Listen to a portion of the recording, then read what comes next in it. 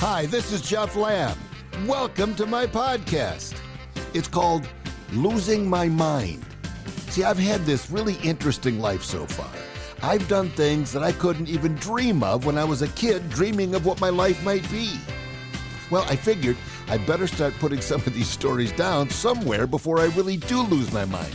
These won't be in any particular order, and they're mostly for me, so I don't forget. But you're more than welcome to listen in. Podcast number 5. When I was a kid, Halloween wasn't just an exciting time of year because we got to go out and get a costume and be something different this particular year, but it was a competition. I had 2 brothers, and it was a big competition to see who could get the biggest pile of candy by the end of the night. We'd get into this year's costume, and we'd grab a pillowcase, and we'd head out, and we'd literally sprint from house to house to house. We'd go in 3 or 4 different directions, and we'd start grabbing up candy, and then we'd come back and dump out the bag and get a pile, and then go back out and get more. Well, one year, I came up with an idea for a costume, and I had my dad help me build it, and I knew this was going to take me out of the competition mode as far as who was going to get the most candy, because it was a very big, bulky costume, but it was going to be neat, and I might win best costume in our family that year. My costume was a robot. We got a big box, and we cut some holes for the arms to come out.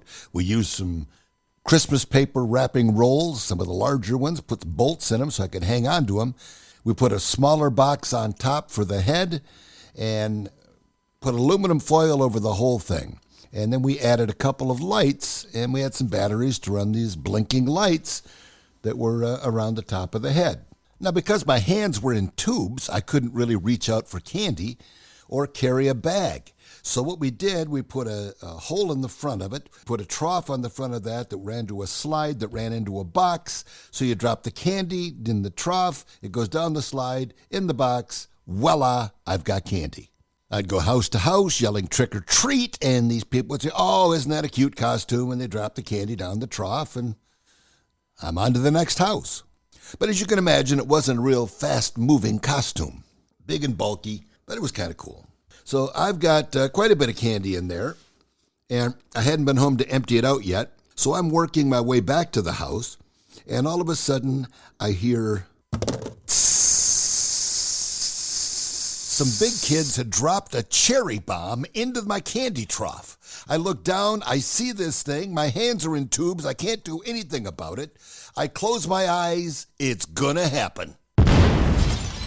Now, my costume has holes in it, there's smoke coming out of the ears and the eye holes of this thing. I've got gunpowder soot on my face, I've got melted chocolate and ped shrapnel stuck in my cheeks.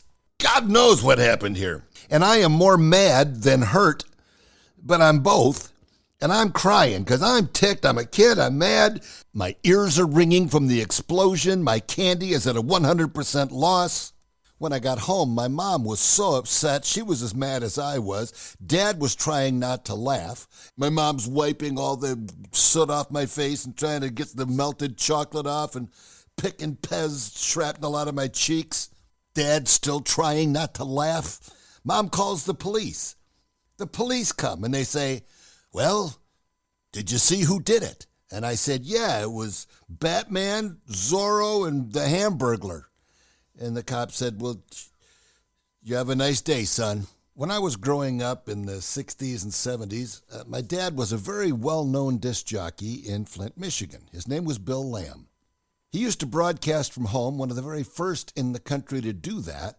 And he also had a recording studio in our basement. And we would record bands and all kinds of things. And he would record churches, and he'd take his stuff out on the road and record things. One time I went with him, and he was recording a minstrel show, which was kind of a variety show.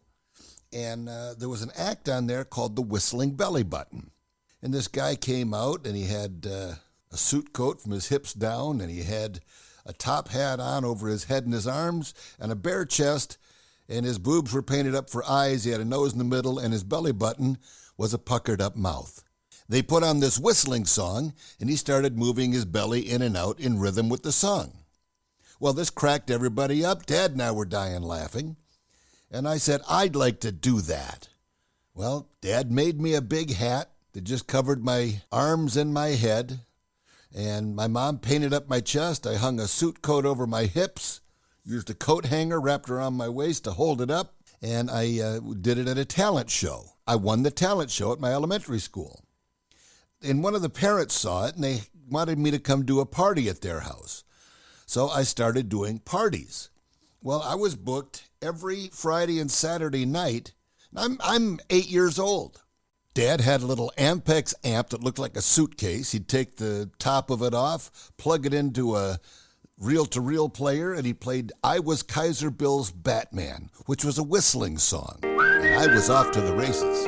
And I'm booked every Friday and Saturday night doing these parties for $35 a night. And I would move my belly in and out in rhythm to the music. And I don't know, $70 a week for a kid 8 years old, that was pretty darn good money back in about 1965 or 66. I even did the whistling belly button on Bozo's Big Top, a local TV show. Frank Cady played Bozo. He laughed so hard, he kept having me back, and I kind of became a semi-regular on Bozo's Big Top. I got into radio because Dad was in radio, and it just seemed like the thing to do. And from the time that we were little kids, I'm talking 9 or 10 years old, we could run his equipment. And I mentioned earlier, he broadcast from home, so he had a full radio studio in his basement. By the time Bill and Bob and I were 10 years old, we were able to sit down and run Dad's equipment. He would sit at the microphone. We would run the jingles. We'd run the records. We'd cue them up and slip start them. And we potted everything up, potted things down. We knew exactly what we were doing because Dad wanted to show us how to do all that stuff when we really wanted to learn. At an even younger age than 10, we were studio trained. And let me explain what that is. If you haven't grown up with a recording studio in your basement, you probably aren't familiar with what this is. As brothers do, we would fight, or a brother would take one of my toys, or I'd get pushed down, or somebody would get hurt, and you'd be crying and all upset. And if you went in the studio and you saw that Dad's mic was cracked, doesn't matter what was wrong with you, you got quiet real quick. If he raised his hand, that was it. Not a peep out of you. Or he'd give you something to cry about. But it was kind of funny to watch. We'd come in there just crying and screaming like bloody murder, and he'd raise his hand, and we got instantly quiet. And then he'd turn the mic off. He'd say, okay, what's the problem? We'd start right back up again. That was studio trained. Because Dad's show was very popular, when celebrities would come to town, they'd want to do Dad's show to promote their upcoming performance. Well, we'd come down in the morning, and you never knew who was going to be at the table. It could be middleweight champ Maxie Rosenblum. It could be Louis Armstrong. It could be Pat Boone. It could be anybody sitting there waiting to go down and be on Dad's show, having coffee with my mom at the kitchen table. Dad had become pretty good friends with Rosemary Clooney. She was a big band singer and just a big singer of the time. And they were on a first-name basis. Anytime she came to town, they would get together and talk and have coffee or whatever, and do an interview for sure. And she was always kind of petite and pretty. And then one day she showed up, and Dad was just sure she was pregnant. And he started the interview, well, Rosie, when's the big day? She said, Bill Lamb, I am not pregnant. At that point, he stopped the recorder, and they started the interview from scratch, leaving out the when do you do question. One time he was interviewing Frankie Lane, and one of the two of them dropped something, and they both bent down to pick it up at the same time, and Dad accidentally knocked Frankie Lane's toupee off. He wasn't really klutzy. That's just two stories that come to mind. But he interviewed Elvis Presley. He interviewed the Mills Brothers, Nat King Cole, Pat Boone, George Goebel, Dean Martin, Jerry Lewis. I mentioned Louis Armstrong. He had it going on. He interviewed a ton of people in his time, including all the big band guys, Jimmy Dorsey, Tommy Dorsey, Glenn Gray, all of them. He knew those guys. He was a force to be reckoned with and a tough act to follow. From 1961 until about 1985, Dad did a radio program that was sponsored by Buick Motor Division. The Goodyear Blimp used to come to town every year to fly over and cover the Buick Open. Well, because Dad's program was associated with Buick, he gave away rides on the thing on his radio show. So every year, he'd get us up at least once. And then we'd hang out at the airport with the blimp pilots because they used to come to our house for dinner. Mom used to make them food because they ate so much on-the-road food. It was nice to get a home-cooked meal. So anyway, we'd hang out at the airport, and if somebody didn't show up for a ride, one of the guys would go, "Hey, Jeff, you want to go up?" "Yeah, sure." So we'd hop in the blimp and go around for our 35-minute ride, and they'd bring it back down again. It was a big part of our summer. We loved the blimp, and it was just a really, really cool part of our summer. Back in the day, Flint was really humming. They were hopping really good. It was a 24-hour town because of all the auto plants working 24-hour shifts. They had 2 lighted golf courses in Flint. And one night, Dad was scheduled to go golfing with some neighbors. Well, the guys from the blimp had invited him to come up on a night sign. And that's a long flight all night long when they're flying with the lights going across the side of the blimp. And they didn't normally take passengers because back then, they didn't have just little tiny computers the size of your watch. They had these big generators to run all the lights, and it was a lot of weight. So they didn't take passengers, but they invited him to come up. Well, he couldn't go, but he decided he would draw straws and let one of us kids go. Well, I won. So I'm up in the blimp. We take off, and the pilot's just flying around, and he says, "Yeah, we're up by Pearson Road." He says, "We're staying at the Sheraton there." He says, "and we ate at some greasy spoon around here." And he took the blimp and put it right on its nose. And he goes, "Yeah, right there, Biff's." Biff's, that was it. It was a pretty greasy place, but the food wasn't bad. And then he levels it out, and he stands up.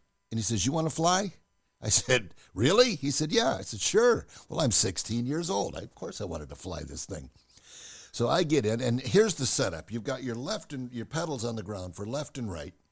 You've got it looks like a wheelchair wheel to the right, and it goes up and down, and it levels the nose, because the nose is either always wanting to go up or down. It's like a ship on the ocean. And so you've constantly got to adjust that to keep it level. And then your throttles are on the left. That's about it. Pretty simple. So I'm flying this. I said, "Well, where do you want to go?" He says, "You're flying. Where do you want to go?" I said, "Well, you know what? My parents are golfing tonight out at Pierce Park." I said, "Can we go over that?" He said, "Sure. I'll just radio into the tower and tell them where we're going." And he had to, because they had to direct flights of the small planes around the blimp. The blimp had the right-of-way. So anyway, we get over the golf course, and I look down. I cut the engines, and there's my mom and dad on the green spelling hi with the neighbors. Mom is in a little cannonball dotting the I. I thought it was pretty cute. So then we buzz around. I said, "Can I fly over the house? My brothers and sister are there." He said, "Yeah, no problem." So we go over the house. I cut the engines. They come running out, and I hit them with this spotlight. There's a spotlight in the side of this thing like on a police car. Works the same way. You just twist it, and it turns down, and it lit up the whole backyard. And they're all down there. You can hear people on the ground. That's how low the blimp flies. So I'm got my head out the window, and I said, "Hey, you guys, I'm flying." And they went, "We know." I said, "No, I'm flying the blimp." And they went, "Son of a gun." They were so ticked off.